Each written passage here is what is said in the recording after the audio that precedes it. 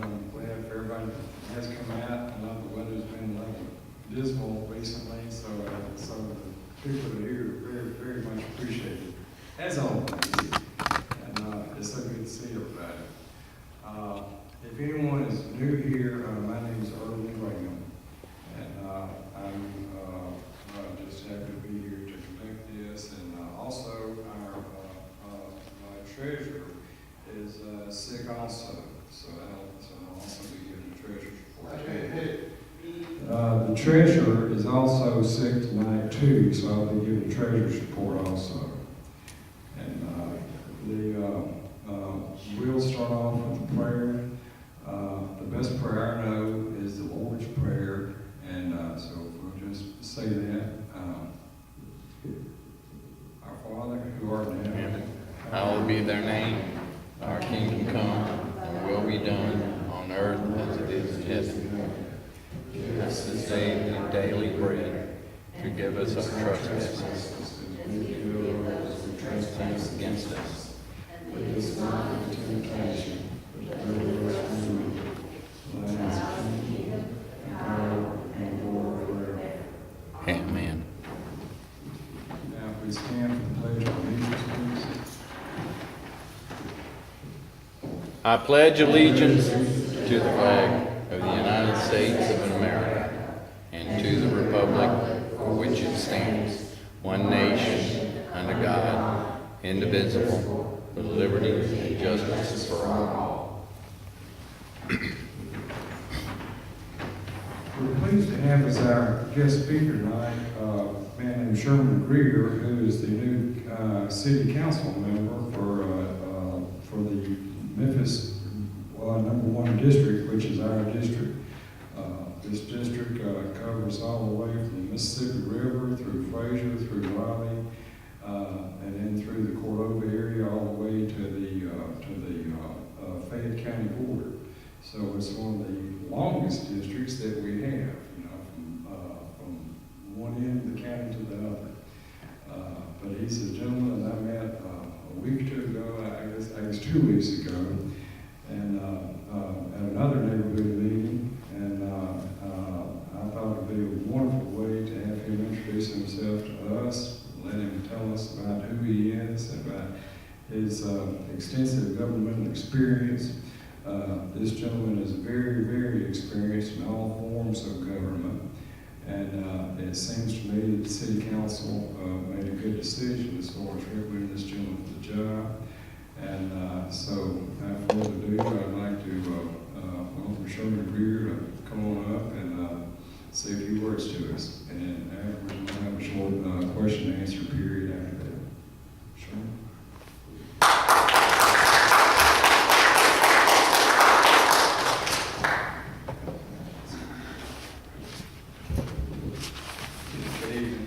Good evening. Thank you again. I'm Sherman Greer. Thank you, Mr. Greer, for the invitation. You saw me at St. Hills a few weeks ago. I was attending their annual National Association meeting and said for a few remarks. I'm going to look at the time on my phone and make sure I don't keep going. He found out I can talk a long time. So, again, I'm Sherman Greer. So, I was appointed your council member about a month ago today. So let me give you a little of my background. I'm going to make it pretty quick. And so I apologize real quick. I was late, a few minutes late because Turn I was up meeting number with Deborah 5 and Chuck where it says right piano. before I came over. They were giving me the history of Raleigh and walking through some of the things that some of the old neighborhoods and the Raleigh Cemetery, which I'm familiar with, but just some things that they wanted to see happen as well. So that delayed me a minute. So my background, I'm a lifelong Memphian. So I grew up in a neighborhood not that far from here, but a little far. So I grew up in Hurst Village, which is in North Memphis. So I lived in Hurst Village until I was about 12 years of age. I was bused, and I told you the story. I was bused from Hurst Village to Fraser. I went to Fraser Elementary. And one of the things I remember back then is when we were bused from North Memphis in Hurst Village, we were bused to that school, and at the end of the school term, when the day was over, the principal would ring the bell and let everyone know it's time to go home. So they were first release the not the bus, they would first release the car riders. Then they would release the walkers. And then last would be the people that rode the bus. And we called them Big Cheese back then. It was, at that time, no one wanted to ride the bus because it was the Big Cheese. So I just remember when I got outside, what I saw as a kid, when I was 9, 10, 11 years old, what I saw was, some of my friends being picked up in cars. We didn't have a car, so I was like, wow. I was amazed because we didn't have a vehicle. And then I saw my other friends that were walking home as we were, riding the bus. And I was just amazed at, them walking down Dalewood Avenue. And I think a lot of that shaped my existence and it shaped who I am. So I grew up in a single parent family. My mom and I have 4 sisters. So we struggled. We worked hard. My mom worked hard, and I helped her as much as I could to make a life for my sisters and myself. But how did I get to the city council? So, and you all know there was 3 people that had the seats a little bit longer for 90 days. They held their seats, and the city council had to appoint new members. So I was appointed after one of the seats stayed open for a while. My background, I'll tell you real quick. So I worked for former Congressman Harold Ford Jr. I was his deputy chief of staff. I rose to the ranks to become his deputy chief of staff, which we call deputy district director. I worked for him for 9 years. I handled all kinds of issues. My specialized areas were military affairs, veteran affairs, housing and urban development, immigration. I did a lot of city services and focused a lot on child support operations and collecting child support and making sure mothers had what they need to take care of their families. I continued my service with Congressman Steve Cohen. I was his first district director, which is his deputy chief of staff. Did some of the same issues, but at those offices, one thing I learned is that people come to you because they've already tried everything else. They've tried the relatives for assistance. They've called maybe the mayor's office. They may have called their city council members, and a lot of times people, they may not have known who their local elected official was. But anyway, when people come to you at the congressional offices, it's because they need help. And that's what we did. We didn't ask what zip code you were from, what party you voted in. We just asked what you needed, and we worked to help you. We couldn't give you a number and tell you, hey, this is you need to call Mayor Harrington's office. At the time, I said Mayor Harrington because Gail Jones Carson with MLGNW sitting back there. She worked as a communication director to Mayor Harrington for a long time. But we couldn't give you the number to the mayor's office and tell you, call over there. We had to call and try to work that issue out for you. And that's what constituent services is for me. You call and you help the person and you work to get it done. And when you can't get it done, you find the next best thing. You may not be able to get that yes on what they want, but you get as much as you can done so you can come back with something outside of an empty pocket. So I look at this city council race, and then I look at, not the race, but the city council itself in terms of what we have. We have a lot of big agenda items ahead of us. So when I heard the city council members say that District 1 could go without representation until October, that intrigued me, because I said there are too many things going on in Fraser, which is one of the greatest communities in the city, and Raleigh, which is one of the greatest. And the Fraser and Raleigh are the two. They're more centrally located than anywhere else in the city. The best neighborhood there are. And we got 2 big projects going on in both areas. And then you got Cordova. You got a lot of development going over. It's been overly built. And we may not have a representative until October. I don't know if that was legally and constitutional that they could have done it. But that's what intrigued me. I never thought I'd ever put my name in a run for any office or even serve in any office, even for any period of time. My background in terms of my community service, I've worked on Fraser Community Development Corporation in terms of, I was a volunteer there for 9 years, United Housing Community Development Corporation with Tim Bolden, who's passed away. So I've done a lot around community development in the past. I served on the Juvenile Diabetes Research Foundation. I served on the Memphis Alcohol Commission until recently, and what the Alcohol Commission does is, you kind of police the neighborhoods and make sure people are selling sell beer and alcohol, that they're following all the rules and regulations of the city. So I did that for 11 years, been on the Memphis Film Commission. So I've done service, and my whole life has really been service. So I came out of college as an intern working for former Congressman Ford. And when it was time for me to graduate, he offered me a job. So I look at the big bucket issues that we're dealing with right now in the city. So in Raleigh, we got the Raleigh Town Center, where a lot of money is being pumped in, but you want to make sure that the money is being pumped into something that's going to last. You don't want something that's going to go in, put a big box store in, like the Target in the Germantown Park on the south end that's closed and is consolidated to the north end. So you want to really pay attention to what's happening in your city. You want to look at the codes and what kind of things are being permitted in certain areas. They may be late.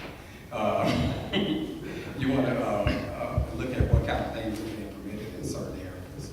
And I look at Frazier and look at the library that's kind of hidden and an area that really needs that.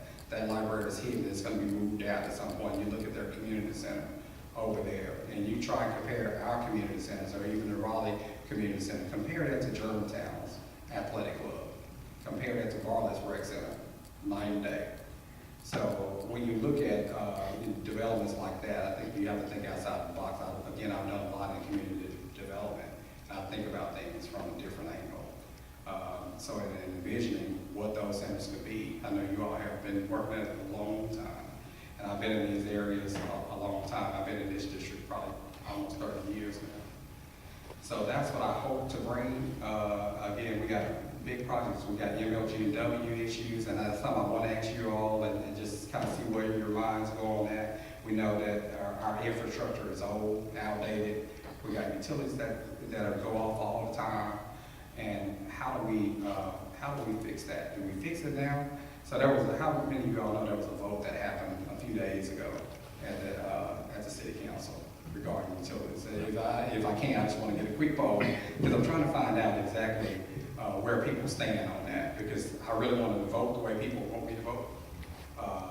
So the other day I abstained from voting on one vote, and the next vote I was kind of in a funny way I was inclined to vote no, because again, I grew up in a single parent family. We struggled.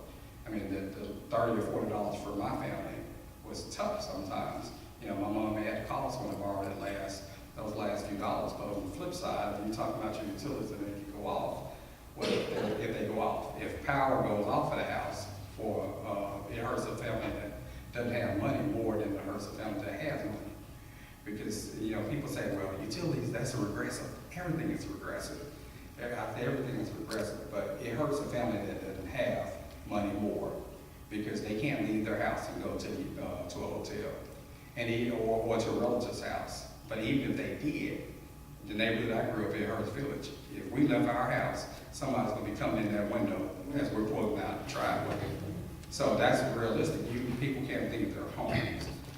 So I want to really find out from you all where you think, if you had to vote on raising the utilities to pay for this infrastructure, what would you do? Would you vote to raise, or do you think we just kind of just wait a while to see what happens? Because what I've been hearing is kind of 50-50. Can I get a show of hands? If that vote comes back in a couple of weeks, should I vote yes or no? Should I vote yes? Yes. Yes. Basically 10% for the most part. It's going to be escalating, like it'd be like say $5 on electric. It's going to, at the end of a 5-year cycle, you'll be up to about 10%. And Gail, can you answer that better than me? Well, what it would be on average, we're asking for a five-year rate, 5 years increase, so we won't have to come back until 5 years. And so you were talking about electric, gas, and water. On average, it would be about 2% for electric, 2% for gas, 2% for water. Our infrastructure, our system is 50, 60, 70 years old. And I mean, literally, it's just, we've been patching it up for years and years. And we get so many people who are concerned about these outages. A lady called me the other day, and she was concerned about our parents. His mother was in her late 70s, her father was in his 80s, and they both use a CPAP machine. And I still use a CPAP machine too, but I might miss some days. But because of their age, they're not taking no risk of missing no days because they're afraid they're not gonna wake up. Because over 400,000 people die every year in their sleep because they stop breathing. So even though it might be a few dollars, and I understand, I grew up, my mother had four sets of twins. It was 8 of us. Well, the baby that died was crib, but so I know about being poor. But what I look at is when you have these outages, how it affects people when they're out. And if you're not a customer or a client of DHS, if your service is out 2 or 3 days, you got $300 or $400 worth of groceries, and you lose your groceries, don't have anywhere to take it. DHS not going to replace your groceries. So what our goal is, and Memphis Light Gas and Water, is to ask a small incremental raise, because they went so long. I mean, now it's like 15 years out of that rate increase, 10 years, 11 years out of that gas rate increase. That's a long time to go without an increase and not work on your infrastructure.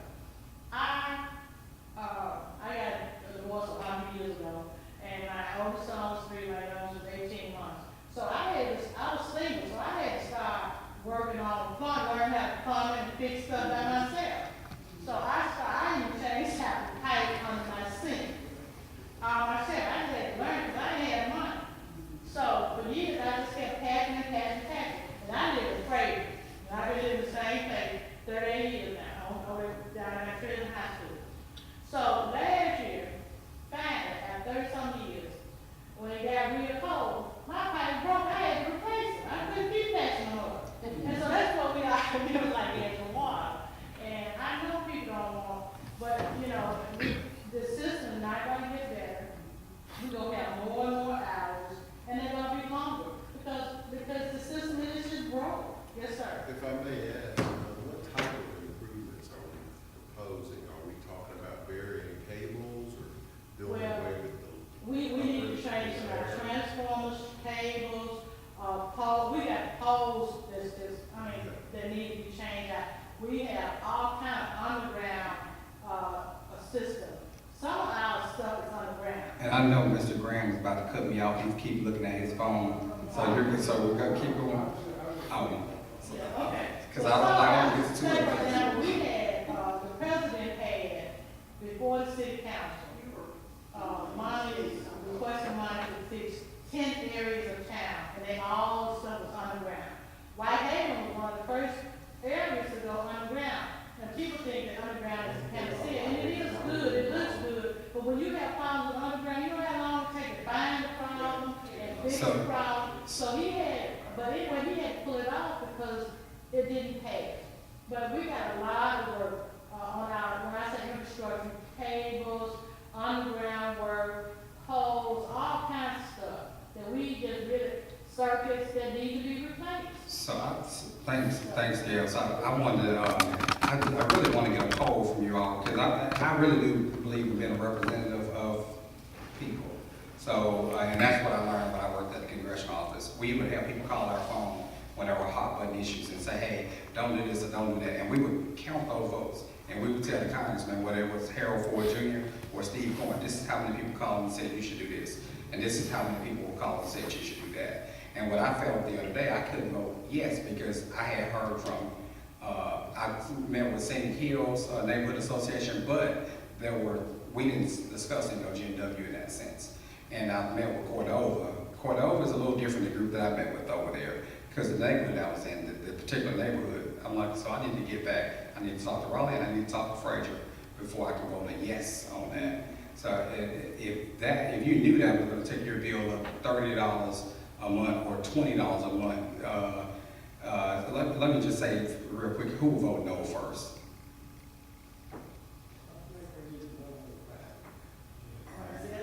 So I'm gonna call a town hall meeting real quick, and I don't want to take your time, but I am gonna call a town hall meeting and actually ask them to come out and really talk it through within the next week. It seems to me that the public needs to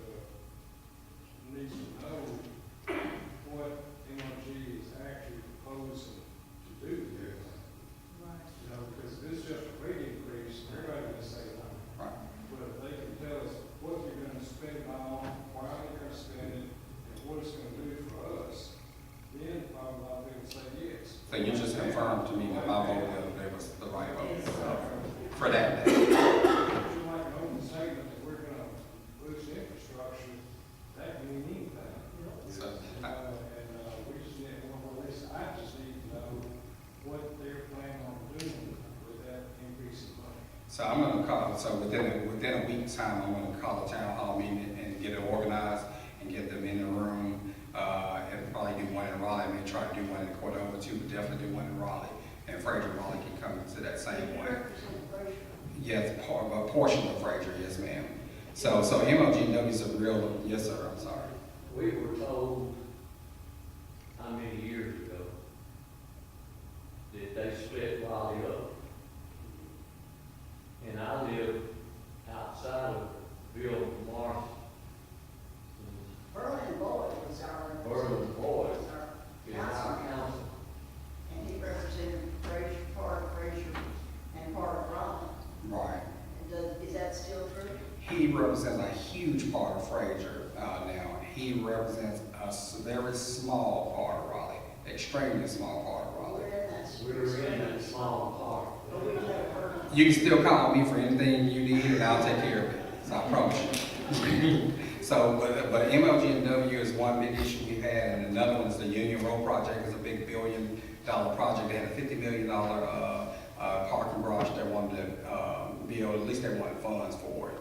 So I voted yes on that, because when you have a $1 billion investment coming into a neighborhood, I didn't have all the information, but I just knew that they were actually putting this money in. Then we had another issue, where Electrolux just left. And that's something we need to work out at the council in terms of what do you do when a company leaves? What kind of provisions do you put in place to make sure they don't do everything they say that we're gonna do? That you pull that money, you take everything back that you can. So we had a pretty nice agreement, but you have to temper that though, because we are competing with other states, but you can't leave yourself holding the bag if they leave like that. Because we actually city put in 20 million, county put in 20 million, state put in about 100 million. All in all, 180 to 190 million put into their project. They put in 60-some million. Doesn't make sense. So that's something I'll look at too. Yes, ma'am. So I'm gonna be real vigilant. I'm gonna be out everywhere. I'm dead tired of it because I've been reading a lot on MLG&W. I'll work real hard for you. But I just want to leave you one thing, and I'll give you my cell phone number. If you need anything in this area, and it's anything at all that concerns city services, feel free to call me, and I'll work my hardest to get it done. And again, it's Sherman Greer, and my cell phone number is my personal cell phone number. It's 212-901-212. And I'll hand it out, but it's 212-4488, and I'll hand it out before I leave. But yeah, so I just looked at some of the big bucket issues we're handling, and I have a background in policy. I like policy way more than I like politics. That's why I've never wanted to run for anything, but policy I do know. I know how to, I think one of the things that got me on the council when it happened was that I could get consensus. I could bring consensus with people. I got, out of the 10 people, 8 of them chose me, and the other 2 that didn't was one white male and one black male, and they didn't vote against me, they just didn't vote. But that's because I work with people. I believe in building consensus, because one of the first things I got to do as a council member for you is learn whatever every other council member wants in their district. Because if I don't get 6 of them to agree with me, I'm not going to be effective for you at all, because I need 7 votes. So that's one thing I think you get in me. You get someone that can work with anybody and across any aisle, black, white, male, female, rich, poor. I've been there, I've done it all, and I can be there. So, yes, sir. You want to ask a question? I've been in the same neighborhood, I've been in the same house for 62 years. They charged me for sewer I never did have a sewer until about 82. They charged me for a stormwater sewer that I don't even have a stormwater, I don't have any curbs or gutters. They charged me for that. So I'll give, I thought we had city service, now we're paying for street lights.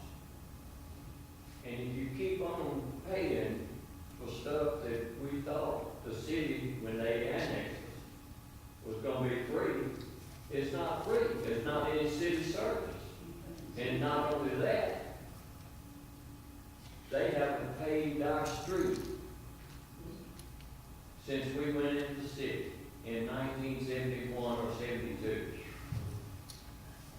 What happened to all the smart meters? I opted out because my house is that old. I don't want any fires.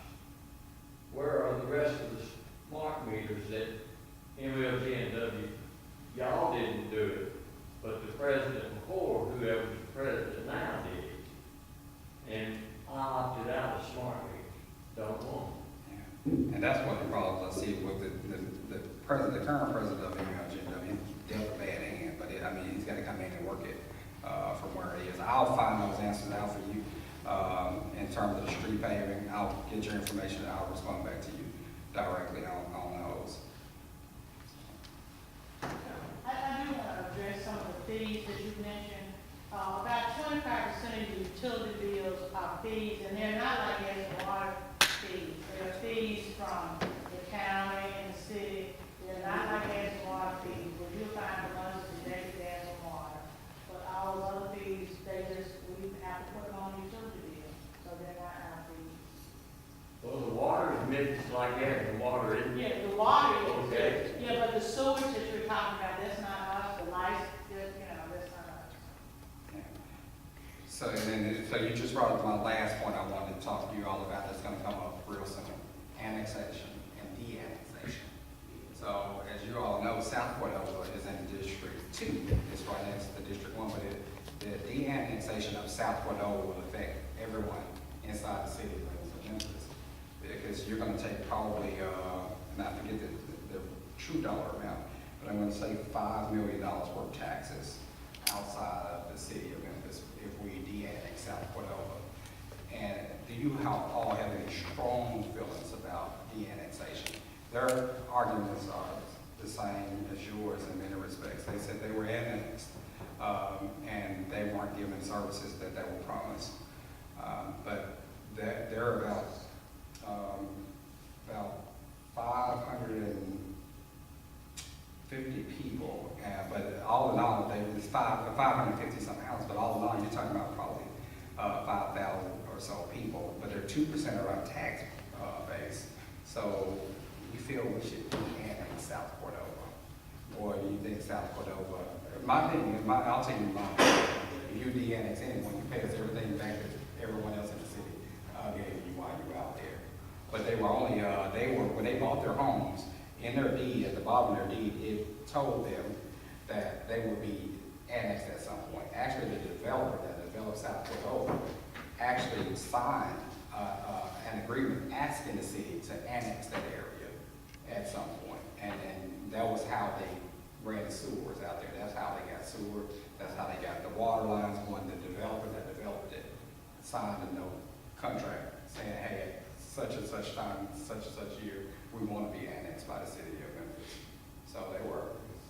And that went in effect, I think, 2013. But we'll be voting next time on whether or not to de-annex South Cordova. And that's a big decision, and that's something I'm gonna put it on my Facebook, but I'm taking a poll, and I want to vote. If I get 50 people say vote to de-annex them, and 51 say don't, that's what I'm gonna do. Where's that? South Cordova is pretty much when you get around Germantown Parkway, Dexter Road, and you go all the way back, all over, almost to Walnut Grove. Oh, okay. I know where that is. So they want out, they want out, and it's gonna affect your taxes, it's gonna affect my taxes. The city, the executive administration say it won't affect our taxes that much right now. But I believe it will. I believe it will. Are there any kind of hard numbers as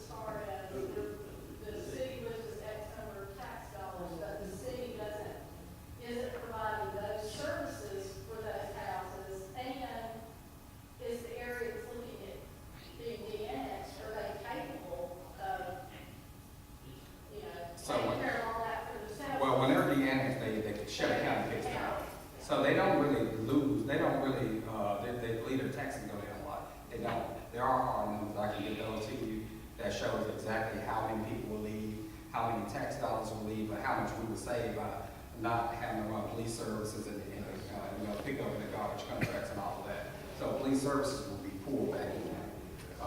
So it may be a wash in some respects, and they'll continue to pay, even after de-annex, if they are, they'll continue to pay those taxes for about 5 years to offset the investment that the city has made in them. I know that whenever you need to cut me off, yes, sir.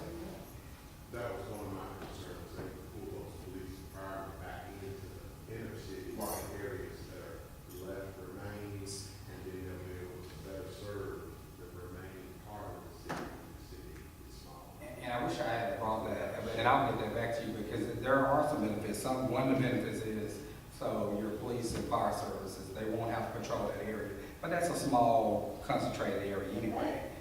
So it's not gonna, right, so it's not gonna impact us that much, but that's a lot of area. If you think about, if you got a fire station that's, 10 miles down the road, and they got to travel, all the way down there for, 2 houses or whatever, it does impact, call times and inside the court. So that's the city's issue that they're saying, hey, it will lose money initially, but over time, it would help, because the city, in its attempt to grow up and not out, they said if you bring the court services in, it's a net result of putting about 50 more policemen on the street, because those 50 police that are in that area will come back into city proper.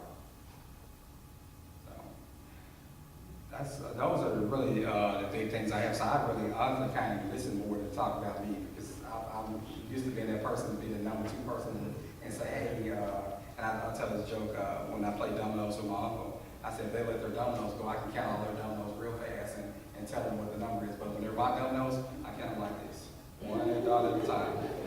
So I really like being that person behind the scene, and when the congressman or whoever is done, and tell them everything they did wrong. But it's different when you're up front. But I know the work, and I'll do the work. So, thank you.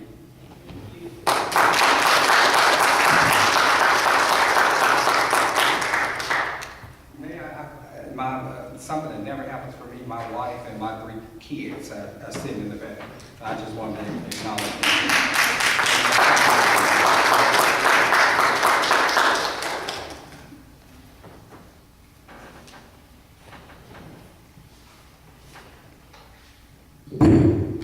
Well, I'm glad to say that we do have some special guests here for the first time. Well, we'd like for everybody to come back, can. Just for any new people might be here, our annual dues are only $20 for a single person, or $30 a year for a family. So that's $20 a year for one person, or $30 a year for a family, if anybody wants to join our membership. And we would certainly welcome that if you'd like to join our group. I'm gonna give the treasurer's report. If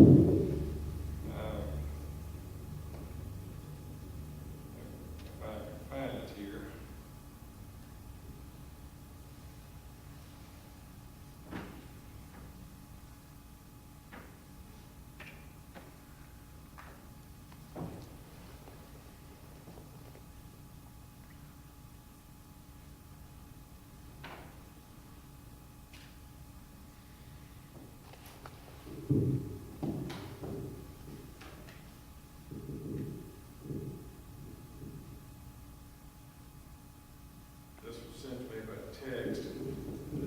This was sent to me by text, and my eyes aren't what they used to be, so just bear with me a second. The beginning balance for us was $8,572.21. Our revenues were $690 in dues, and $1,249.75 in a grant. And that was the grant that Faye Morrison told us about last time, I believe. And our expenses were $100 in postage, $399 for the James Road mowing, and $350 sign maintenance, And those are both reimbursable expenses for us. And a $20 annual report fee for the state filing, and which leaves us an ending balance of $9,642.96.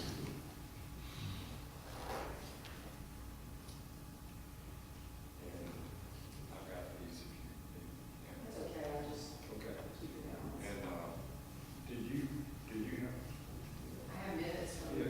January 30. Do you want to run it? would y'all like to hear the minutes from our January meeting?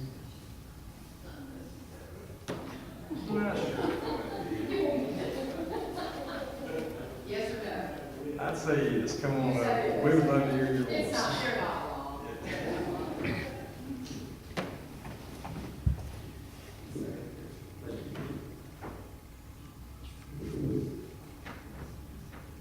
They're not wrong.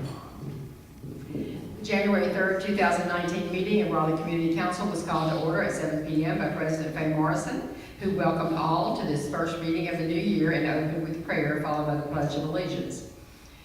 Vice President Erwin Graham introduced our guest speaker, Chief Marcus Smith from the Memphis Fire Department. Chief Smith shared with us that Memphis has the 10th largest fire department in the nation. He spoke on ways to protect our families by use of smoke detectors, fire extinguishers, and exit drills. Treasurer Jeanette Ruman reported that we have a checking account balance of $8,572.21. Dues for 2019 are now being accepted. $20 for individuals, $30 for families, and $50 for small businesses. Election of officers. The terms of officers and some board members have expired, and we needed to re-elect officers for these positions, which per bylaws occurs at first annual meeting of the year. Beginning at the October meeting, we asked for volunteers or nominations from the floor. Our bylaws state that the board members must be in good standing, having paid annual dues, and must attend the monthly board meeting and the general meeting. Following people have volunteered: Sonny Baker, Kevin Brooks, Mandy Cuthard, Virginia Piercy, Michael Messenger, John Lynn, Johnny Hatton, Sakova Hunt, Ollie Dilworth, and Tierra Holloway. Dorothy Williams was nominated from the floor by Ms. Carrie Robinson. RCC board officers are Faye Morrison, President Erwin Graham, Vice President, Joyce Wiggins, Secretary, and Jeanette Ruman, Treasurer and Membership Chairman. There were no further volunteers or nominations made. Motion was made and second to accept this group. Motion carried. There was no old business. New business. If you have a suggestion for a monthly program, please let us know. The meeting was adjourned at 8 p.m. There were 46 present.